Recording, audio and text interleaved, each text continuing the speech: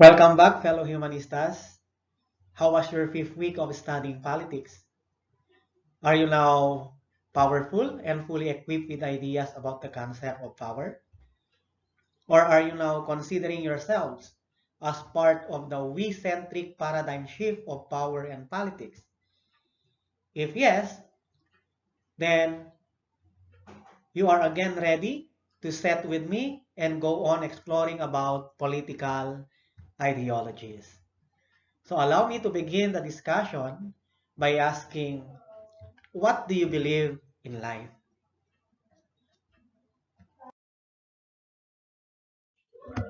Each one of us has our perspective in life, right? And this is a result of our upbringing and context or surroundings. Basically, we differ in our perspectives because we have unique experiences and different understanding of these experiences. And this would result in the formation of our own belief, not only belief, but also our own convictions that will guide us in our everyday life. In other words, this is how we form our ideology. But what is ideology as a concept? And how do we relate it to politics? Now, are you aware of the famous left versus right-wing ideologies? Are you aware what are those ideologies that belong to the left and the ideologies that belong to the right? Actually, throughout the history of many nations, it is noteworthy to understand how socio-political upheavals that changed the destiny of certain countries were greatly influenced and affected by set patterns of belief. And this belief became very much ingrained or integrated in the socio-political ethos or standards of a nation, that they even became the rallying point of some struggles that even culminated in national revolutions. And to give you an example of this, we need not go far to understand the impact of an ideology in shaping a nation. Because in the 19th century, okay, the 19th century awakening of national consciousness that led to the revolution of 1896 was very much influenced by the political philosophies of classical liberalism, which was then considered to be the prevailing political ideology in Europe. Okay? And ideologies also shape international politics, especially in the contemporary era. Like, for example, the Cold War. The Cold War, it is to be noted, was grounded also on the clash of political determinations between democracy and communism.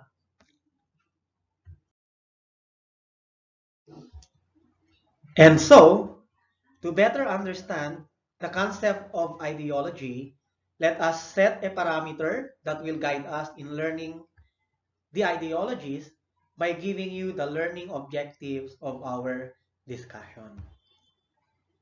Now, at the end of the lesson, you should be able to give the meaning of ideology, describe the purpose of ideology, and determine the different kinds of political ideology.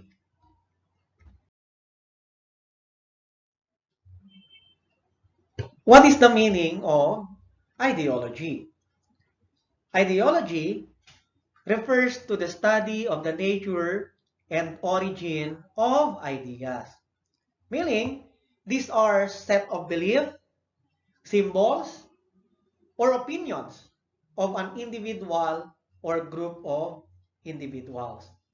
And it is a comprehensive belief system that allows us to describe, understand, and interpret the world.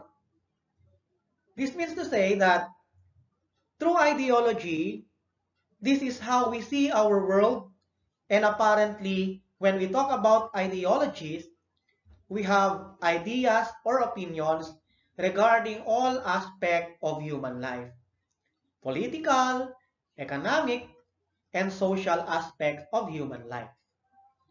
Okay? But most often, ideology refers to a set of political beliefs or ideas that characterize a particular culture. Therefore, it is important to have a clear ideology in trying to analyze what is happening in our world, because this is our guiding principle. In political aspect, we have our political ideology. And in political science, it is very important to have a clear political ideology, not only as an individual, but also as a group. And when we talk about political ideology, it is our point of view regarding political life. And probably the most important group to have a political ideology would be a political party. Okay? And a political party is a social movement that has interest in gaining power. But let us remember that all ideologies are theoretically and ideally good, because these ideologies, even if they have different views towards the state and the society, promote for the welfare of the state and the society. So what is the purpose of a political party? A political party aggregates the individual political interests in a group. This means that the political ideology of an individual can be associated together to the political ideology of others to make it as a whole. So they have common ideology and interest. Therefore, the uniting factor of a political party is the presence of its ideology.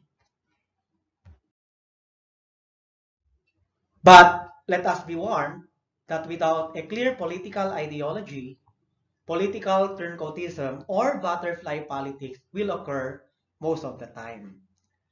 Political turncoatism or butterfly politics is a political phenomenon that describes a party member jumping from one party to another. Just like a butterfly that will go to one flower to another because the previous flower has no more nectar. And in our country, this has persistently existed. And the reason is that political parties here do not have a clear political ideology. And that a political party member can easily jump from one party to another party. Kaya pumapasok yung sinasabi nating pagka mabalimbing ng ating mga kapwa Pilipino. Ha? Sila yung mga plastic na walang clear political ideology. Now, how about you? Do you have your clear political ideology? We are now ready to discuss the purpose of ideology. Ideology may be used to justify the status quo or to justify the attempts to alter the status quo. This means that ideology can be used to give reasons why we need to preserve or why we need to change the existing conditions that we have today. And ideology is also important for you to say your opinion and belief to what must be done and how things should be done. In order for us to have a clear understanding of these political ideologies, let us look at the figure. The figure shows different political ideologies, both from the left wing and the right wing. Of course, these are the main and known political ideologies, but there are actually more of them. In fact, there are even varieties within a single political ideology. But for the purpose of our discussion, we chose three from each wing, plus a special discussion about communism and authoritarianism or dictatorship. Now, prior discussing these known ideologies, let us determine first the difference between the left wing and the right wing ideologies. Left wing ideologies lean towards society. Okay? It gives more emphasis to the freedom of society, political participation, human rights, freedom, equality, change, and the like. The basic difference between the two has something to do with the relationship then between the state and the society. Okay? And in the left-wing ideologies, it really gives more emphasis or it emphasizes to the freedom of society. Okay? In fact, democracy is part of the left-wing belief. Are you aware of that? That democracy is a part of the left-wing belief. On the other hand, right-wing ideologies lean toward the state. And right-wing values stability, power, state intervention, regulation of society, peace and order, and the like. And actually, the concept of monarchy, authoritarianism, absolutism, and dictatorship are a belief of the rightists. Okay? Now, here's the thing. According to, to thinkers, okay, political thinkers, there is no such thing as a center in the context of political ideology. You can come near the center or far from the center, but you can never be considered or you can never consider yourself as a centrist. The reason is that if you are a centrist, then you have no real perspective or opinion, or you don't have a clear political ideology. Now, are you a centrist or not? Or do you agree with this concept that there is no such thing as a centrist in terms of political ideology? One ideology that is part of the left-wing belief is liberalism. Liberalism advocates the freedom of the individual, and the government or the existence of the government guarantees individual rights and civil liberties. And the first philosopher to offer a complete liberal doctrine of individual freedom was the Englishman John Locke in 1689. And then, the development of this ideology can be dated back to the ideas of enlightenment and during the French Revolution of the 18th century.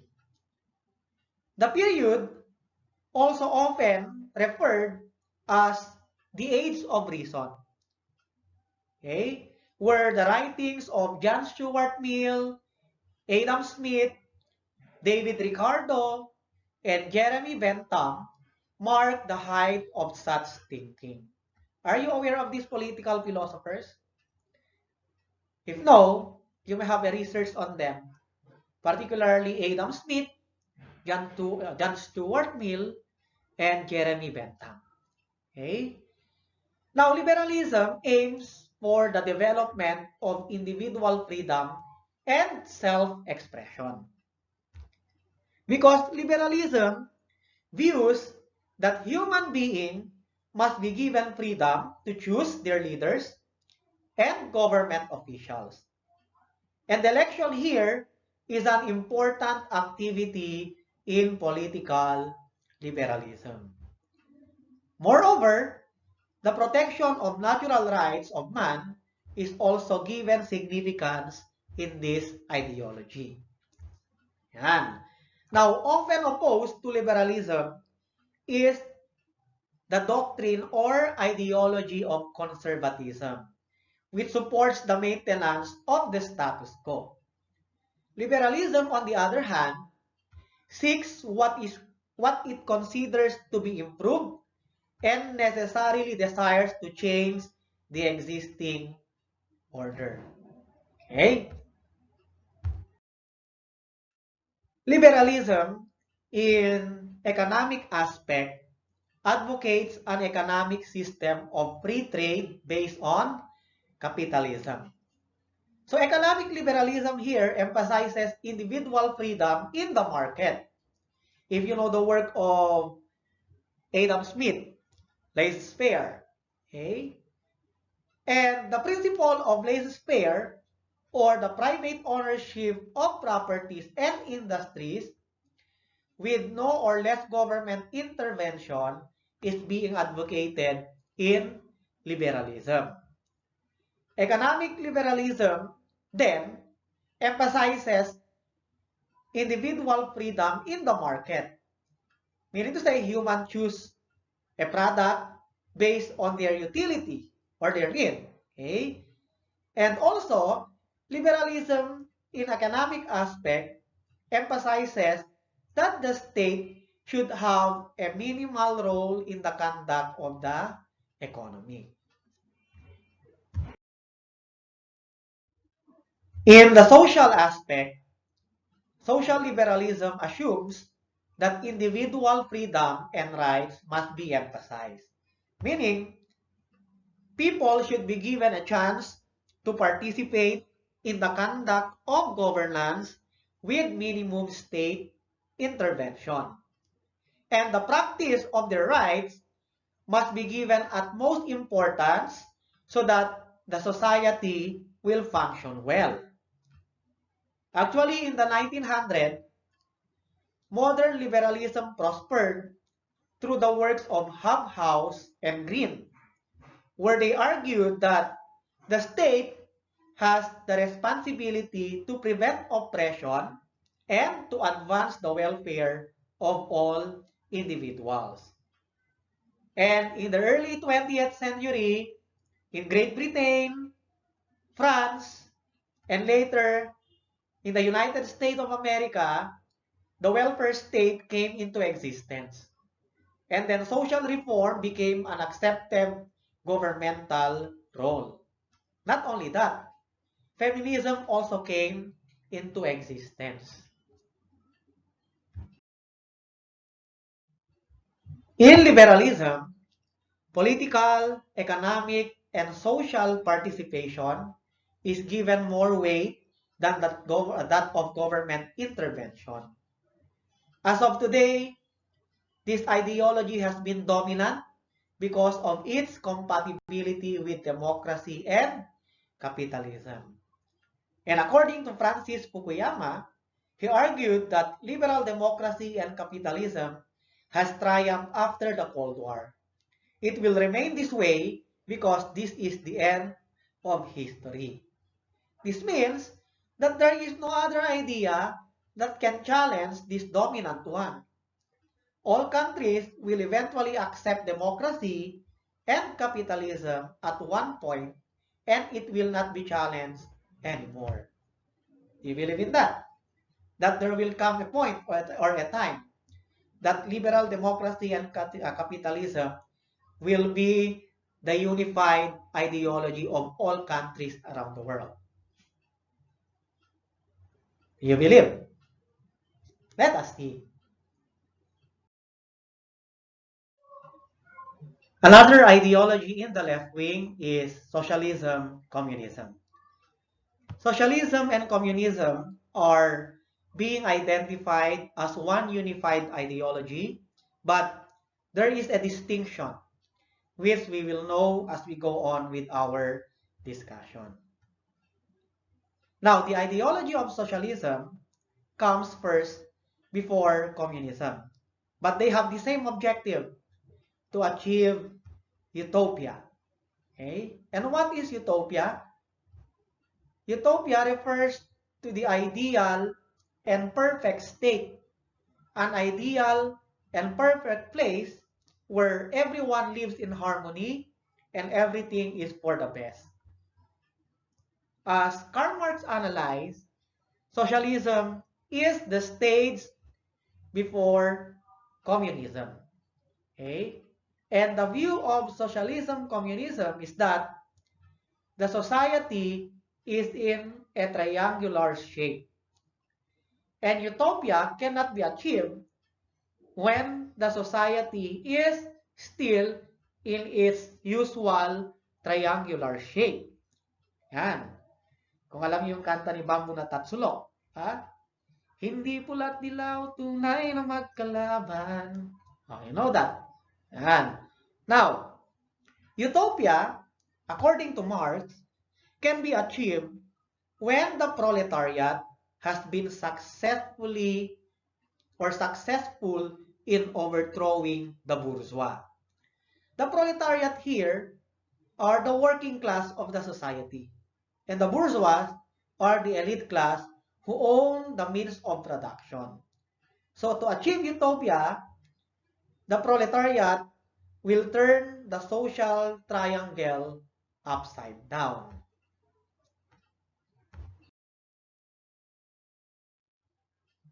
And if that would be successful, the proletariat will now rule the society. And with such rule, private property will be abolished and equality will be achieved.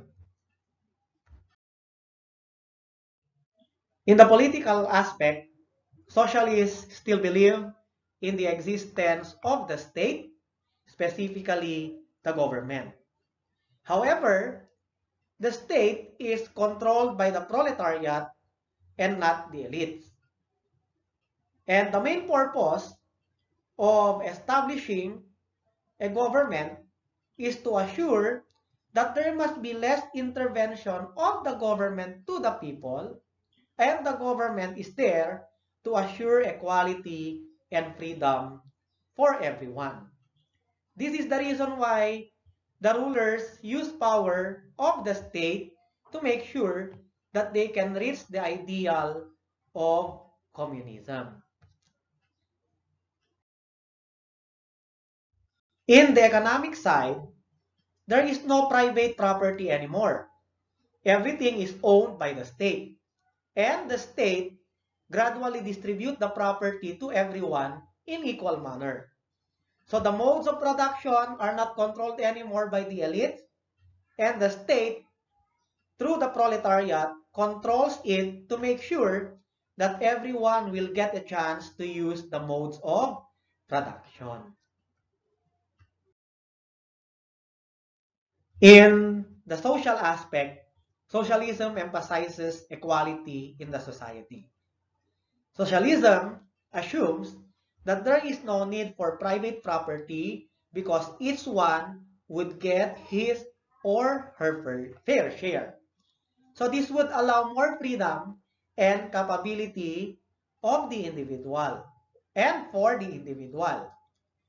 Therefore, it cannot be denied that the main tenet of socialism is the concept of equality to achieve the ultimate utopia or ideal communism. So, napakaganda. Ideally, okay, socialism and the concept related to socialism is for the ultimate utopia to be achieved, where everyone can live in harmony and in peace. Let us discuss then the concept of communism as an ideology.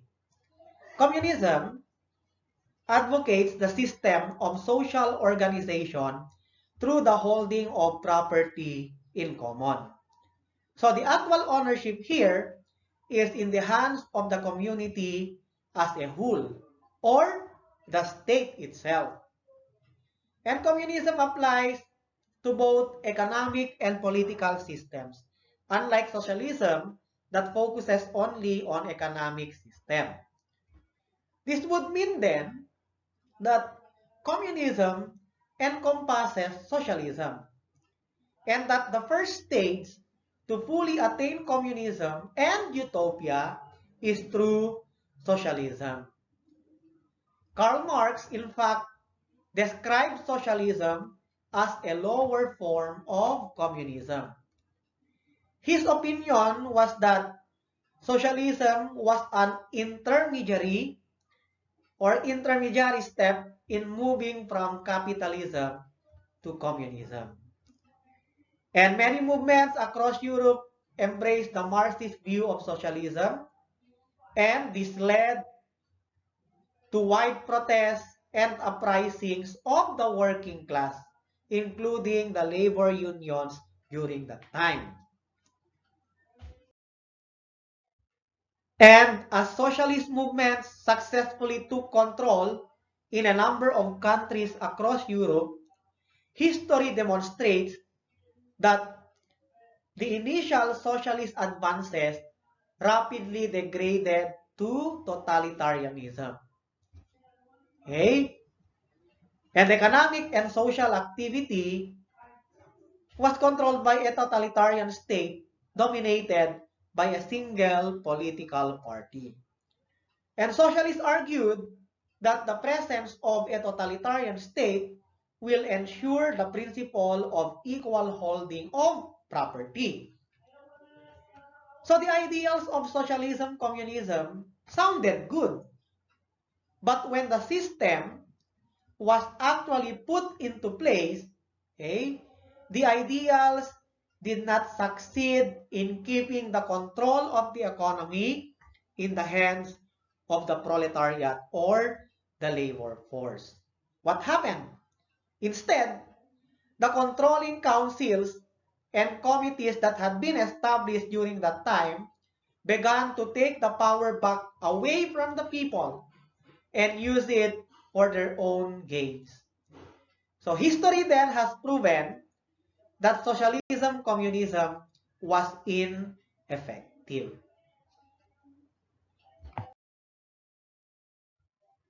And lastly, but of equal importance in discussing the left-wing ideology is anarchism.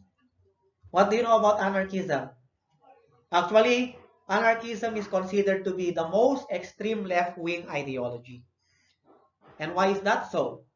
Malalaman natin mamaya. Okay? Now, anarchism came from the Greek word anarchy, which means having no government. And it advocates the abolition of government as indispensable condition for social or for full social and political liberty. Kung napanood niyo yung the first anarchy, diba? Now, anarchism then is an ideology that believes in not having a government. It believes in the absence of a central authority, which makes it a stateless ideology. And because of that, most people would assume that anarchism is an ideology that believes in chaos. But this is a misconception. And let us know why that this conception of anarchism as an ideology is a misled conception. To really define the ideals of anarchy, it is a situation wherein there is no central authority to regulate the behavior of society. as John Locke described the state of nature, that there is anarchy, but it is not necessarily a state of war. Okay? So in this light, it should be recognized that anarchists believe that the nature of man is good. And because of this belief, there is no need for a central authority to regulate the behavior because man is capable of self-governance.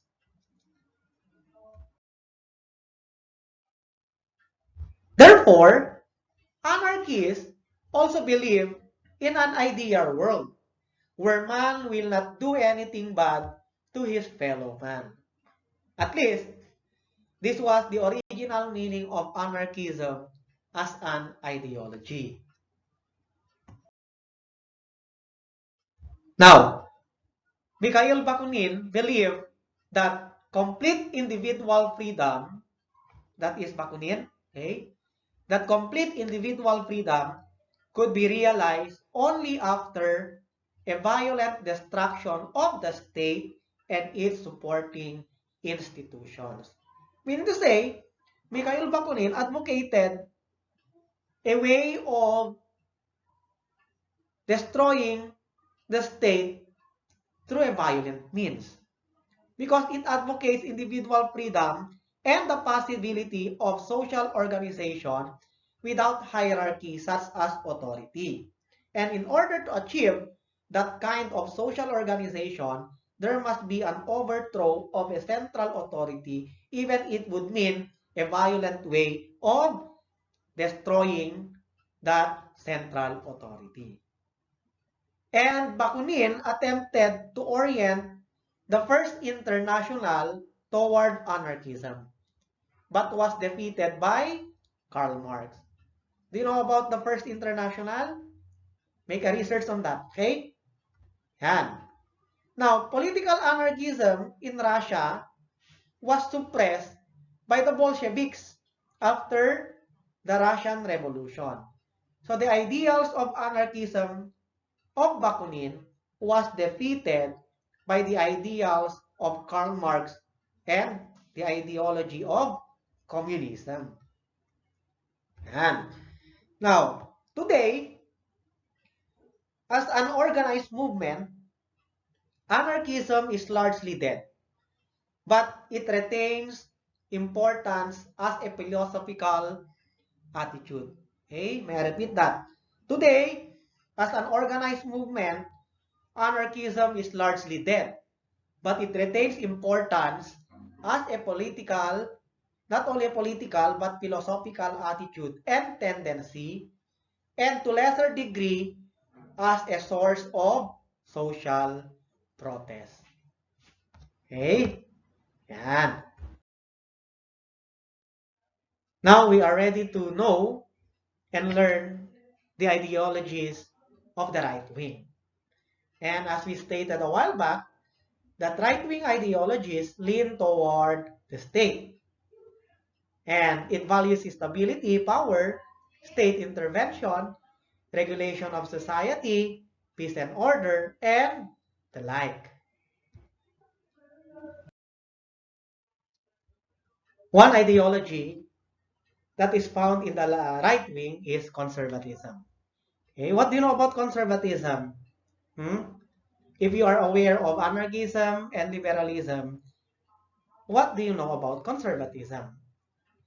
Essentially, conservatism focuses on the idea that the status quo or the current situation is the best one, and it values traditions and customs. Okay? Because conservatism adheres to the preservation of existing conditions and institutions, and it resists change. So conservatism then conserve what exists, okay, to continue the status quo with little change if there is any, for the sake of the future. The opposite of conservatism, by the way, is liberalism, particularly radical liberalism. Okay? Now, the state's role in the ideology of conservatism is very vital in maintaining the current situation so that it will avoid any change. And so, for conservative, change then is not good. The reason is that change can lead to a worse situation. Therefore, it is better to maintain the status quo rather than to change it. So, given that concept or ideals of conservatism, malapit ba kayo sa ganyang konsepto? Or mas gusto nyo ng pagbabago? At bakit gusto nyo ng pagbabago? According to conservatism, change can lead to a worse situation. Diba? The conservative is very reluctant to initial change, especially in the long-established institutions. Okay? And if some details are to be changed, there should be due care and extreme circumspection. Meaning to say, if new public policies are to be introduced and undertaken, a careful reflection and extensive discussion and debate would be necessary before such change may occur. Meaning to say that conservatism does not really totally resist change, but it is more on preserving the status quo. And if there is really a need to change in the status quo, it will undergo rigid undertaking and due care to allow change in the society. Especially if the change will really is related into the long-established institution. Now, in the political aspect, the state should do everything in its power to maintain status quo. The state can use force or coercion to make sure that the traditions and customs of the state is followed. So usually, conservatives promote the idea of monarchy since the sovereign monarch must maintain the status quo. The reason is that their legitimacy is based on traditions and customs. In the economic aspect, the conservatives propose traditional kind of economy. The economy must be controlled by the state so that it can control and regulate economic activities. So the state does not allow the idea of free market, unlike liberalism. And the state is also responsible for distributing the benefits of the economy.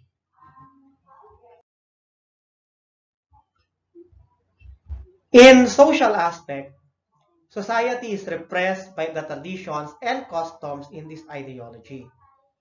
And there is not much room for liberty because everything should be done in accordance to the culture. And the people are not encouraged to catalyze change because there is almost no political participation. And this is the backlash of the right-wing ideology because the freedom of the people is not given attention. Okay? Because the promoters of this ideology do not allow change and there is almost no political participation given to the people. Another ideology in the right wing is nationalism. Nationalism refers to the belief system where people believe that they belong to one nation or people. So in this context, it encourages a kind of ethnocentric behavior by the state and society.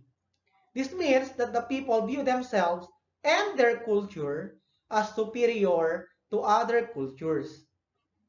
And nationalists, the advocates of nationalism, see the importance of the state in protecting its own against anyone who is not part of the nation. And change here is not encouraged, especially if it comes from outsiders.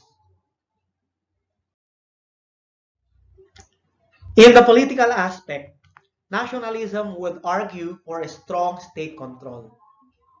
And the purpose of this is to disallow those people who do not belong to the nation from gaining any control in politics. So all the members of the state should all be part of the nation. There is no room for Creoles, half-bloods, muggles, okay, and other uh, people who are not part of the nation. Okay? So there is a great possibility then for discrimination in a nationalist state. And it happened already in our history, di ba?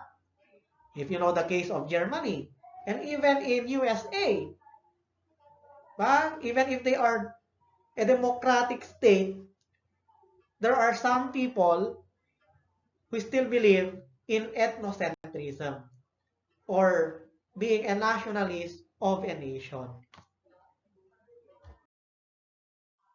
In the economic aspect, a nationalist state promotes protectionist policies for its local industry. And foreign investors are not allowed. If they will be allowed, they will be regulated strictly so that the local industries will be protected. So there is a strong state intervention and a command economy in a nationalist state in the economic aspect. In social aspect, the ideology of nationalism encourages a degree of discrimination. Why? Because it encourages ethnocentrism, a belief that one's own culture is superior to others. And it views other cultures as inferiors, but it does not mean that people from other nations are not allowed. They are still allowed, but they will not be given much importance in any social interaction.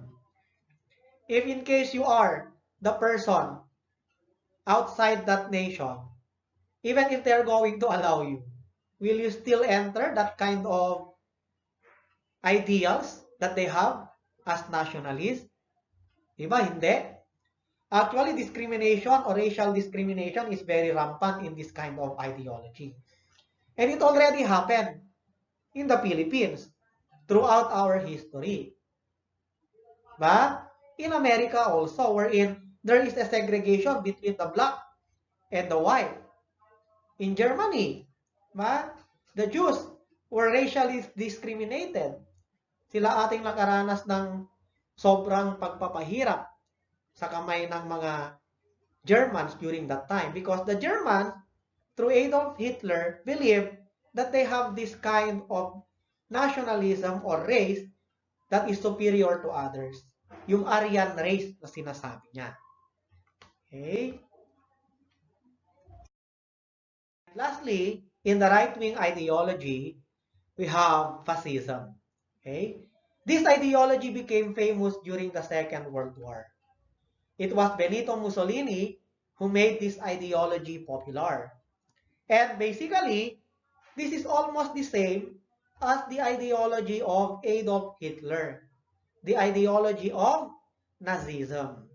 Now, Fascism is the perversion of nationalism because this is the result of over-nationalism to the point that fascist believers, okay, or fascism believers can even exterminate those people who are not part of the nation.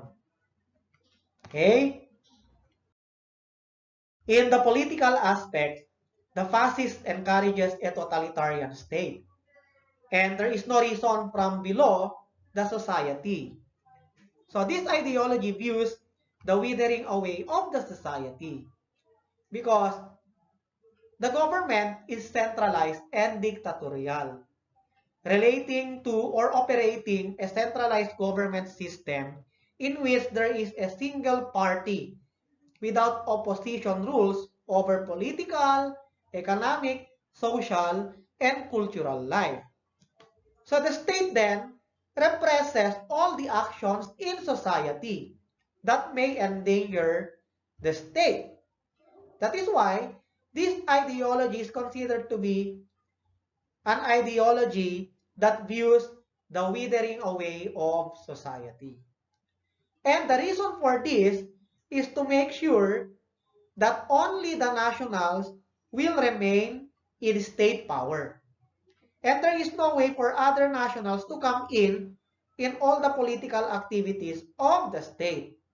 So there is a very high level of discrimination among those who are not part of the nation. Like what happened in Germany, okay, in the 1930s, where Jews were considered to be slaves, okay, putting them in concentration camps. If you already watched the movie Schindler's List, maganda yon, you watched it. Talks about the racial discrimination of the Jews in Germany, okay, and a one man who rescued many Jews from being persecuted. Panoorin nyo yun, Schindler's List, if you have time. Okay? In economic aspect, the economy is totally controlled by the state, the fascist state. And the economy is composed of a very strong protectionist policies that will make sure that no foreign investments will come in. So there is no way that non-nationals will enter a fascist economy. Hindi lang controlled ang ekonomiya, but also there is a strong protectionist policies that will make sure to it that non-nationals will enter the fascist economy. In social aspect, there is a high level of oppression, repression, and discrimination in a fascist state. So the concept of freedom and human rights here is non-existent, okay? Especially to non-nationals. And there is zero political participation and people act in accordance with the order of the state. So imagine this kind of ideology or setup. The ideals sound good, okay? But the problem is that in the application of this ideology, it became a perverse type of ideology because it really it does not really give value and respect to the concept of freedom and human rights. And so, the concept of political ideology is somewhat very complex to comprehend. And our discussion of it is undeniably very deep. Hindi ba? Yan. But remember that all ideologies are theoretically and ideally good because these ideologies, even if they have different views towards the state and the society, promote for the welfare of the state and the society. Now, what makes the concept a perverse concept is on how people view it and how they apply it to the society. So kahit napakaganda pa ng ideals ng isang political ideology, kung ang pamamaraan ng pagkakaintindi and how they apply it based on their understanding will not really promote the welfare of the state and the people of the society, then that ideology becomes a perverse type of ideology. Okay?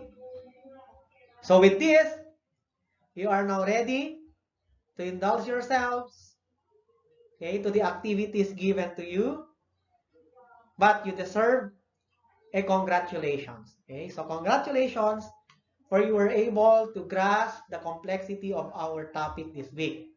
And again, you deserve to have a treat. This time, spoil yourselves with something sweet. Okay? So thank you for watching. See you next week. Bye.